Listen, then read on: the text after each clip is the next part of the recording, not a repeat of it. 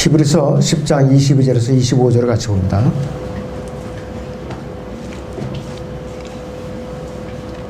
우리가 믿음의 온전한 확신 가운데서 진실한 마음으로 다가가자.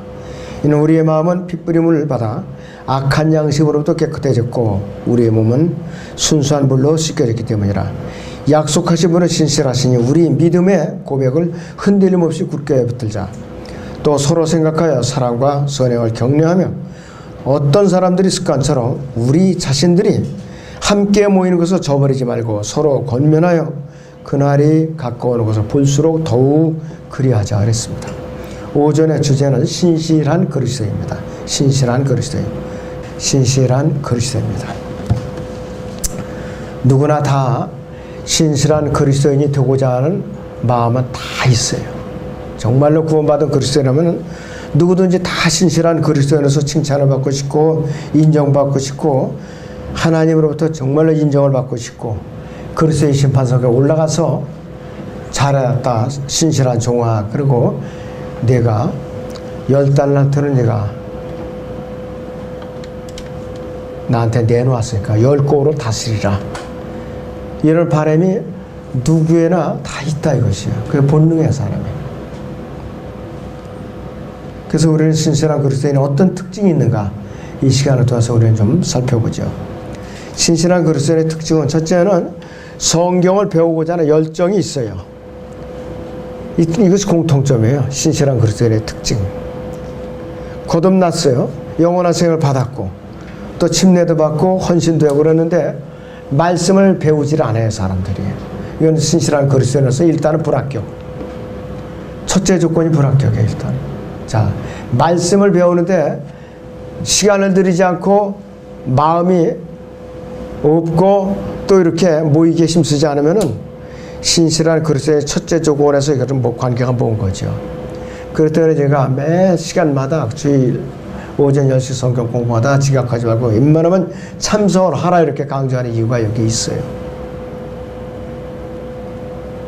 뭔가 말씀을 배우는데 빠지면은 뒤숭숭하고 마음이 허전하고 그래 정상이라 이것이에요.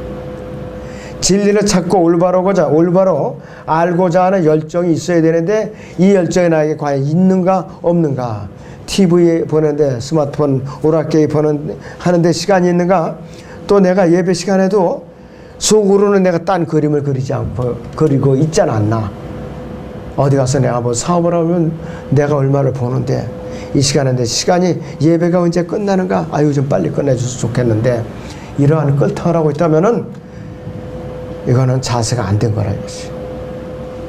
그래서 성경은 그리스도인의 삶을 진리 가운데로 인도해주는 교훈을 줄 뿐만 아니라 영적으로 성장하도록 우리를 안내해주는 성경교사예요, 이 성경은. 그리고 주님의 군사로서 철저하게 훈련시키는 지침서가 바로 여러분 손에 주어진 성경이라 이것이에요. 그 성경은 세상의 모든 다른 책들에서 발견할 수 없는 영원한 진리를 간직하고 있는 것이 성경이에요.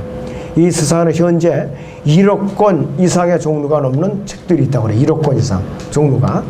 그 많은 종류의 책 가운데 성경만이 영생을 얻을 수 있는 진리를 제시하고 있어요. 이 성경만이. 예수님께서도 요한복음 8장 32절에서 진리를 알게 되는 진리가 너희를 자유케 하리라 그랬어요. 진리를 알게 되리니 진리가 너희를 자유케 하리라 그랬어요. 진리가 아니면 너희가 자유케 될 수가 없다 이것이 한마디로 말씀의 진리. 그 성경을 배우고자 하는 열정은 성령으로 충만한 상태에서만 가능한 거예요. 성령으로 충만한 상태에서.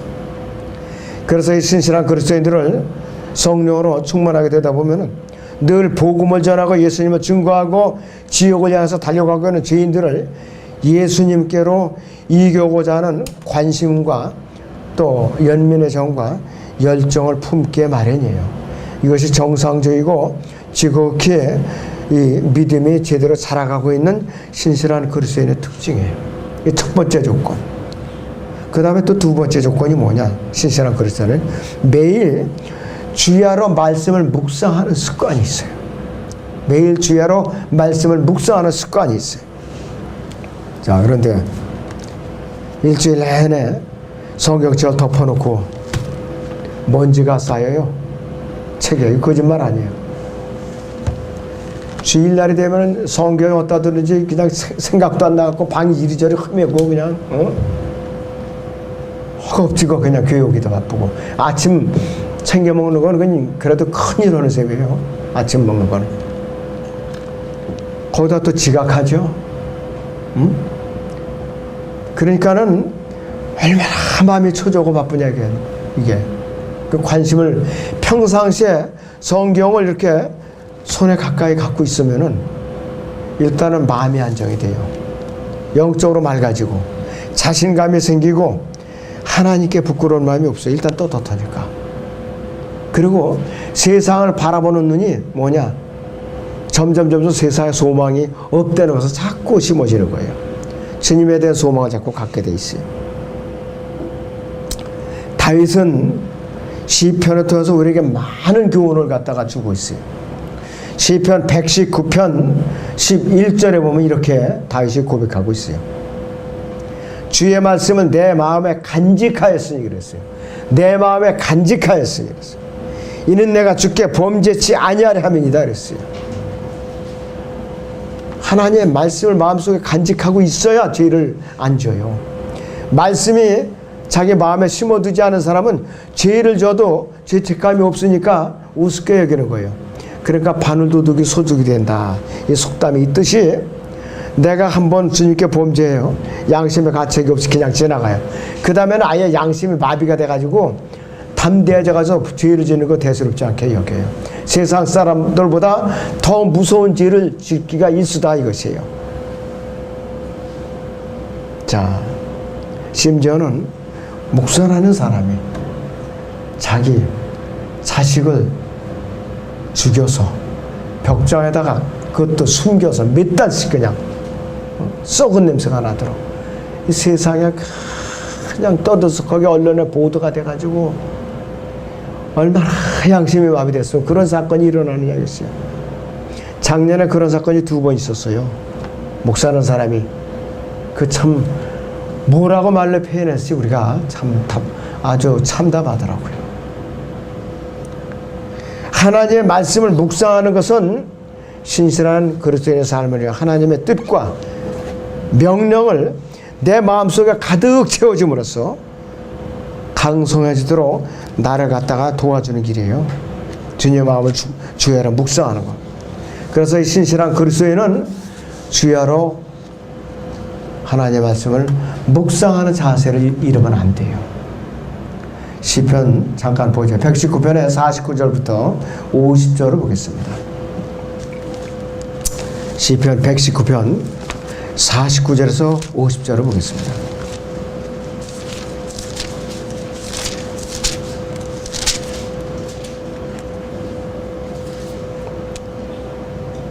주의 종에게 하신 말씀을 기억하소서. 주께서는 나로 그 말씀 위에서 소망을 갖게 하셨나이다. 이 말씀은 나의 고난 중에 나의 위로가 되었으니 이는 주의 말씀이 나를 소생시켰습니다. 이랬어요. 목숨은 소생시키고 아니라 쇠퇴한 혼을 갖다가 소생시켜서 새 힘을 얻게 해주셨다. 이 말씀이에요. 바로. 또 119편에 116절에부터 120절까지 보죠. 116편부터 60절 116절부터 120절까지 주의 말씀대로 나를 붙드시어 나로 살게 하시며 또 나로 내 소망을 부끄러워하지 않게 하소서. 나를 붙드소서. 그리하면 내가 안전할 것이요 또 내가 주의 규례들을 끊임없이 존중하리이다. 주의 규례들을 떠나는 자들을 주께서 다 짓밟으시리니 그들이 속임수는 거짓이니이다. 주께서 세상의 모든 악인들을 찌꺼기같이 버리심으로 내가 주의 증거들을 사랑하나이다. 내 육신이 주를 두려워하므로 전율하오며 내가 주의 명령들을 두려워하나이다 그랬어요.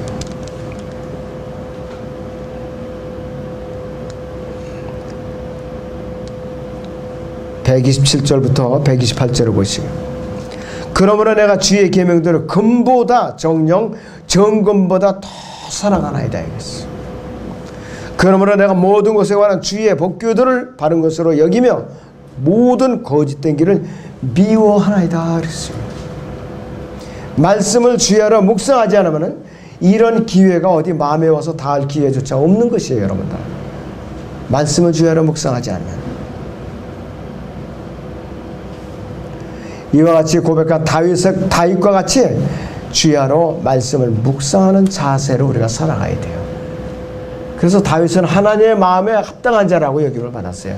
그가 비록 밥새와 이렇게 간음죄를 졌을지라도 인구 조사로 백성들이 이렇게 많이 죽었을지라도 하나님께서 그를 합당한 자로 여기셨어요.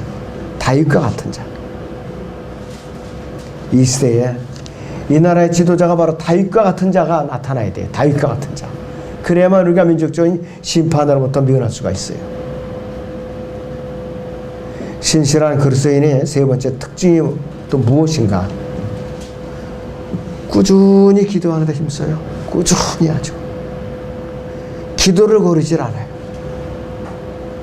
데살로니가전서 5장 17절에 보면 쉬지 말고 기도하라 이렇게 데살로니가 교회 성도들에게 바울이 당부하고 있어요.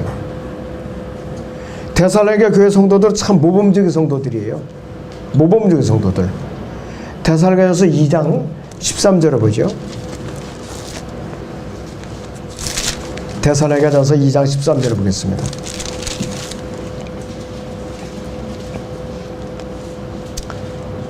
이로 인하여 우리가 하나님께 쉬지 않고 감사함은 너희가 우리에게 들은 바 하나님의 말씀을 받을 때에 사람들이 말로 받아들이지 않냐고 사실 그대로 하나님의 말씀으로 받았으니 이 말씀을 믿는 너희 가운데도 효과적으로 역사하느니라 했어요.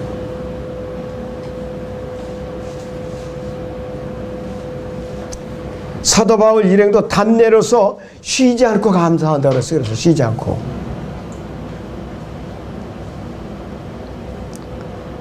그런데 사도행전 17장 11절에서는 베레아 사람들은 데살로니가 사람들보다 더 고상하여 이 말씀에 그런가 하여 상고한다고 그랬어요. 그러나 여러분들이 이러한 자세로 말씀을 상고한다면 그러면서 꾸준히 기도에 힘쓴다면 하나님께서 그 사람의 기도를 왜 안 들어주시겠느냐 이거예요. 들어주셔야 당연한 거예요. 그러한 기도를 하는 그리스도인들이 많이 무릎 꿇는 교회가 있다면 그 교회는 부흥을 할 수밖에 없어요. 숫자가 많고 적음이 아니에요. 그 교회를 통해서 선한 일들을 많이 하신다 이거예요. 숫자만 늘려지는 것이 아니라 그 교회를 통해서 하나님께서 계획하신 일들을 많이 맡겨주시고 이루어 주신다 이거예요. 바로 그 의미를 여러분들 잘 알아들어야 돼요. 데살로니가전서 다시 보죠. 5장 19절에서 23절을 봅니다. 데살로니가전서 5장 19절에서 23절을 같이 봅니다. 자, 거기 보시면은 이렇게 우리를 격려하고 있어요.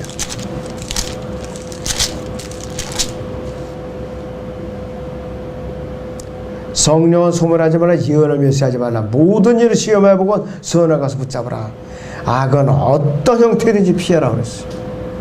화평의 하나님 바로 그분께서 너희를 온전히 거룩하게 하시고 너희의 온 영과 혼과 몸이 우리 주 예수 그리스도께서 오실 때까지 책망할 것이 없게 보존되기를 하나님께 기도하라 이랬어요. 이러한 자세로 절대로 순종하고자 하는 마음을 품고 꾸준히 기도하는 데 힘써야 돼요. 이것이 신실한 그리스도인의 특징이에요. 바로. 그리고 이 신실한 그리스도인의 특징은 네 번째는 늘 모이기에 힘써요. 교회에서 집에서 거리에 멀고 가까우며 관계가 없어요. 그리고 믿음이 성장하도록 서로 돕는 데 협력을 아끼지 않아요. 서로 돕는 데. 다른 지체들은 서로 골고루 성장하도록. 모이지 않으면 어떻게 성장하는 데 도움이 돼요? 서로 각각 개인 플레이를 하면 안 되죠.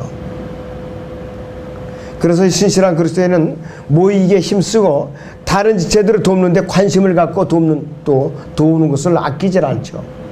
히브리서 보면 10장 25절을 봅니다. 히브리서 10장 25절을 다시 봐요.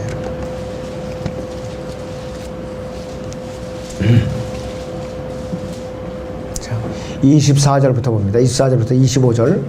또 서로 생각하여 사랑과 선행을 격려하며 어떤 사람들이 습관처럼 우리 자신들이 함께 모이는 것을 저버리지 말고 서로 권면하여 그날이 가까운 것을 볼수록 더욱 그리하자 그랬어요. 주님께서 오실 때가 가까울수록 더욱 그리하자 이랬어요. 이 신실한 그리스도인이 모이기에 힘쓰는 가장 두 가지 이유가 있는데, 대표적인 두 가지가, 첫째는 다른 사람들의 믿음을 세워주는 거, 그래서 모이기에 힘쓰는 거예요. 또 두 번째는 자신의 믿음을 성장시키려고 모이는 거예요. 자기도 성장하고 다른 지체들도 같이 성장하고, 이래서 모이기에 힘쓰는 거라 이것이요.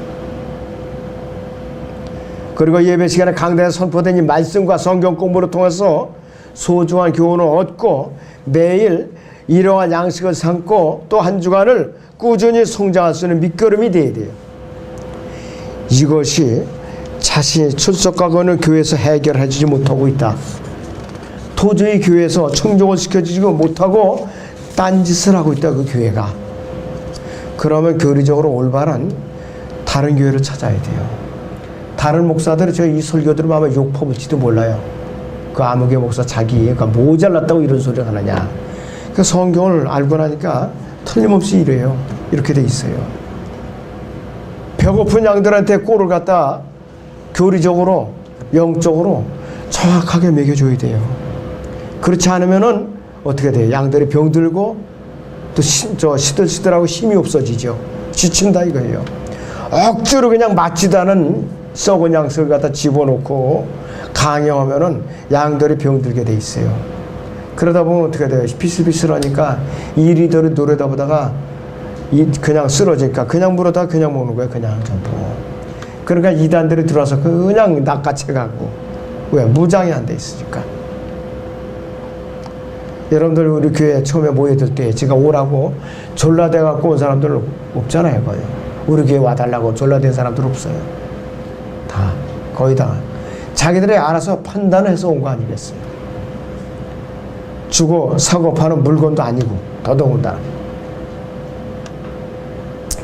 자, 그래서 예수 그리스도의 재림을 간절하게 기다리고 있는 이 신실한 그리스도인은 뭐냐? 자기의 모든 생각을 다 사로잡아서 주님께 복종시키는 일이 돼요. 주님께 복종을 시켜야 돼요. 자, 그래서 나의 영과 혼에 어떤 해악을 끼치는 일이 계속 일어난다. 그러면은 내가 일정 기간 용으로 잘 관찰해서 아니다 하면 과감하게 끊어야 돼요. 사도 바울의 자세를 우리는 배워야 되죠. 자, 고린도전서 10장 23절을 보죠. 고린도전서 10장 23절을 봅니다.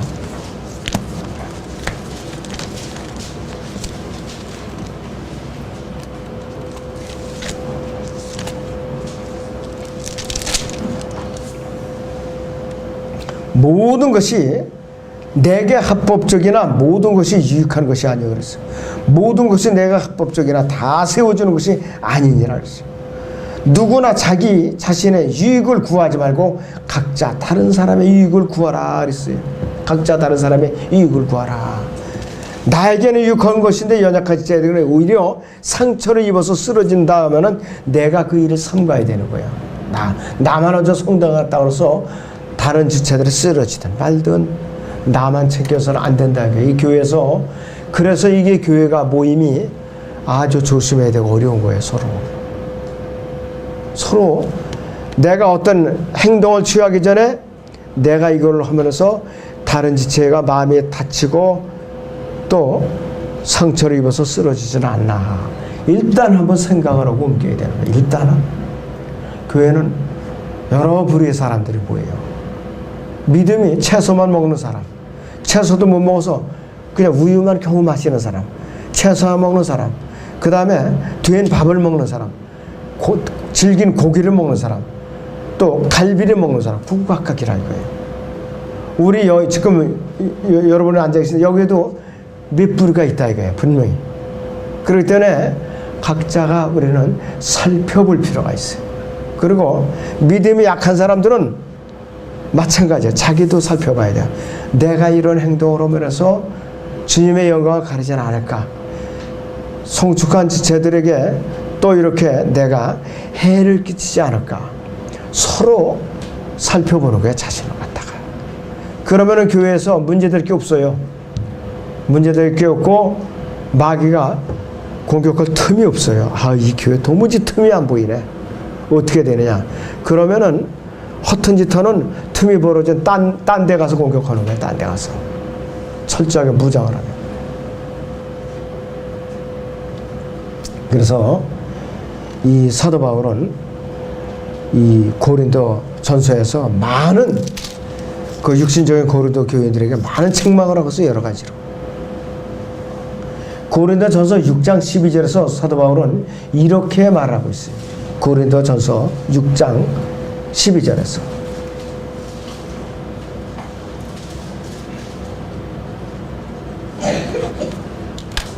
모든 것이 내게 합당하나 모든 것이 다 유익한 것이 아니며 그랬어요.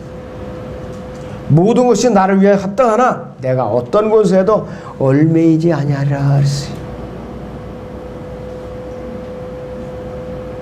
음식을 배를 위하고 배는 음식을 위하나 하나님께서는 이것과 저것 둘 다 피하시리라.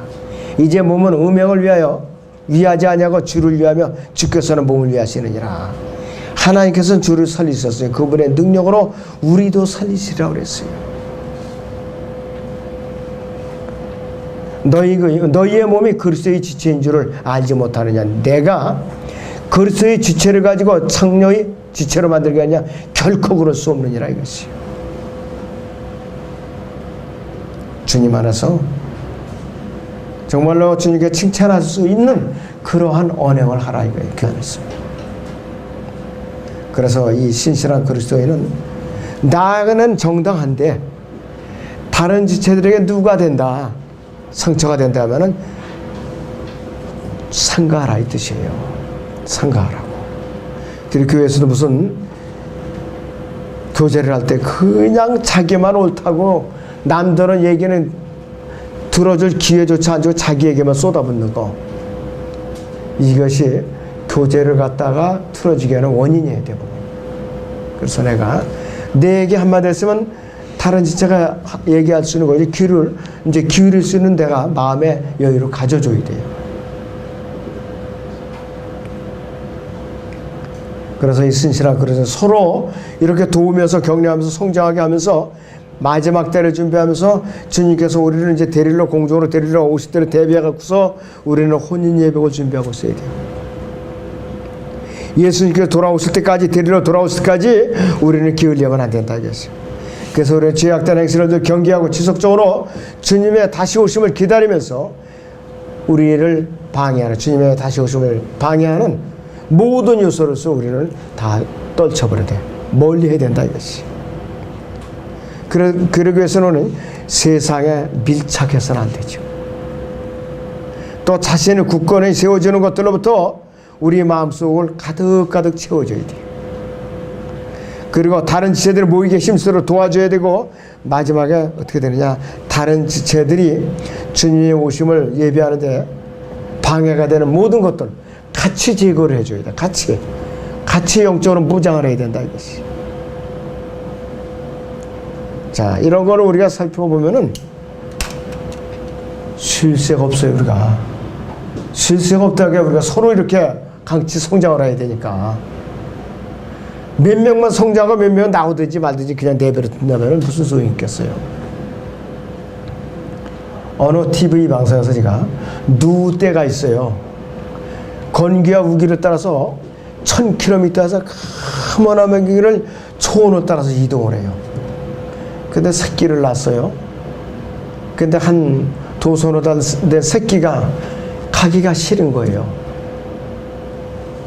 벌써 무리는 가는데 이미가 안타까우니까 지키고 있어요. 근처에는 요거 하이에나가 2마리가 이를 그냥 드러내고서 기다리고 있는 거예요. 이미는 하이에나를 감시하면서 못 떠나고 기다리고 있더라고요. 그러더니 도저히 안 되니까 제 새끼를 포기하고 그냥 떠나버리는 거예요. 물을 쳤어. 그 순간에 하이에나는 기다렸다는 듯이, 아유, 이미 보고, 아유, 잘 꺼졌다. 시원하다. 빨리 가라. 그냥 달겨들어갖고 새끼를 갖다가 한 놈은 목덜미를 꽉 물어 당기고 한 놈은 뒤에 그냥 꽁지 있는데 꽉 물어가지고서 잡아당기더라고요. 그대로 밥이 되는 거예요. 대열에서 이탈하면 비참한 거예요. 우리도 교제의 대열에서 이탈하면은 마귀가 채워가는 것은 시간 문제예요. 시간 문제. 저는 그런 다큐멘터리를 보면서 성경적으로 어떻게 말씀과 내가 연결해서 이걸 구성해서 이제 전해줄 것인가, 그런 아이디어로지가 좀 얻어요. 그래서 그런 거를 지금 봐요갖고. 자, 그런데 사람이든 짐승이든 대열에서 이탈하면 그건 낙오되는 건 시간 문제예요. 그리스도인이 지역에서 이탈해서 또 이 교제에서 이탈하는 거, 타락하고 마귀의 밥이 되는 건 시간 문제더라고요. 시간 문제.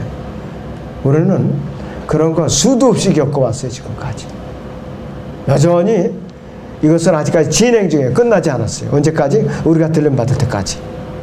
아무튼 여러분들이 이 대열에서 이탈하지 않도록 조심해야 된다 이것이죠. 자, 우리 본문 한번 다시 읽고 마치죠. 본문 히브리서 10장 24절 25절을 보겠습니다. 히브리서 10장 24절에서 25절을 봅니다. 또 서로 생각하여 사랑과 선행을 격려하며 어떤 사람들이 습관처럼 우리 자신들이 함께 모이는 것을 저버리지 말고 서로 권면하여 그날이 가까워오는 것을 볼수록 더욱 그리하자 했습니다. 이 말씀을 깊이 새기고 주님께서 오실 때까지 서로 세워주고 권면하고 함께 성장하도록 우리 힘을 기울여야 됩니다.